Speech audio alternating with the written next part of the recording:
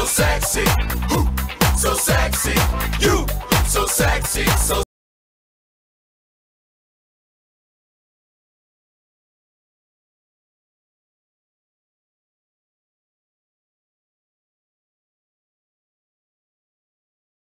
ako ang mabangis, makinis, masarap ikis. Oo, nag-toothbrush, nag-mouthwash. Sarap yan. Charot. Exercises for the tongue para hindi nabubulol sa adlib. Alright. Tama na nga, baka ang pangit pala pakinggan ito sa radyo. Hoy, Sexy Megan po ang iyong kasama. Magandang umaga. Sa mga nalalabing sandali mo, natin magkasama because bawal mag-overtime. Mag-aalas 9 na. At eto be! Topic lang naman natin ngayong umaga. Napakasimple. Ano yung mga moments na mapapasabi ka ng, uy, sarap sa ears. Yan. Things or moments that make you say, uy, ang sarap sa ears. Ayan. Ito, magbasa tayo ng mga sagot ng mga best natin from our Facebook page. Sabi ni April, yung pinaka-the best o pinaka-masarap sa ears ay yung may magsasabi sa yung katrabaho mo na, huy, may sahod na. Yan. Lalong-lalo na kung damang-dama mo ang petsa de peligro, talagang gumagapang ka na sa lusak, di ba? Damang-dama mo ang kahirapan ng buhay, nasa laylayan ka ng laylayan ng lipunang ito. Pag sinabing may sahod na, ang sarap talaga sa ears, di ba? Kahit alam naman natin pare-pareho na walang matitira, at least may natatanggap, di ba? Pwede na rin, sige na. Yan, sarap sa ears. Sabi rin ni April, sabi niya, meron pa akong isa. Yung masarap sa ears, yung sasabihin sa'yo na gusto ka ng taong gusto mo. Heist, kailan ko kaya mararanasan yan? Saklaf. Agree. Kasi madalas, yung taong gusto mo, hindi ka naman gusto, di ba? So, pag finally nakachamba ka, na gusto mo siya at gusto ka rin niya, parang, hala Lord, anong ginawa kong tama? Finally! Yung mga ganong feeling, di ba? Sarap talaga. Na parang, ala, nag-I love you ka, tapos may I love you to na reply. Ay, grabe. Ano ba naman yan? Diba? Bakit ngayon ka lang? Parang ganon. Yan. Ito pa. Sabi naman ni Kathleen, sa akin, Sexy Megan, pag nasasabihan po nila mama ng galing mo, nak. O kaya, proud kami, nak.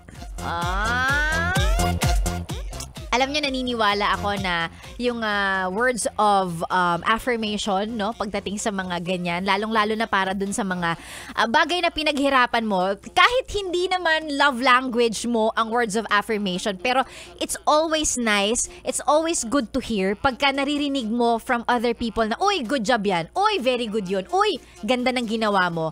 Nakakaano siya, 'di ba? Nakakadagdag. Sabi nga nila, yung mga bagay na ginagawa ng ibang tao na ina-appreciate natin, mas yun yung ginagawa nila kasi naririnig nila, nakikita nila na na-appreciate ng tao sa paligid nila. So, you know what, once in a while, no, kahit hindi nyo ugali, no, but at least make it a habit na pag may nakita kang maganda sa kapwa mo, you mention, sabihin mo, affirm mo lang na, uy, be, bagay sa'yo yung damit mong yan. Ganda. Yung ganon. Hindi sa nang bobola ka, but, you know, you can never can tell. Never can tell. You can never tell how your good words can go a long way para dun sa tao na yun. Diba?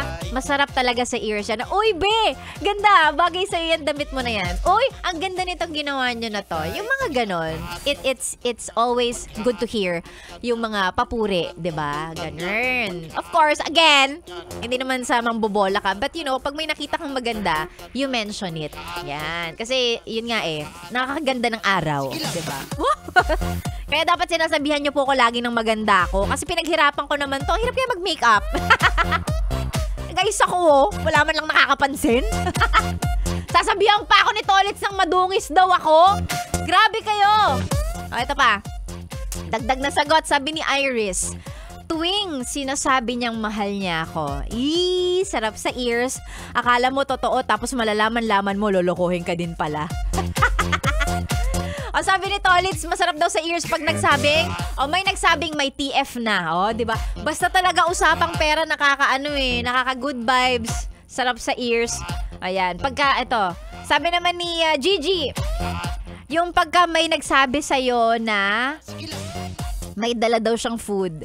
Tapos saktong-sakto gutom ka, ang sweet lang. Ay, yan. Yung mga ganyan, ano. Like I said, kapag may maganda kang bagay na nakita sa ibang tao, sabihin mo sa kanila because again, hindi mo malalaman or hindi natin alam kung ano yung factor nun sa kanila na nakakaganda ng araw nila yon, masarap sa ears nila yon, ganyan.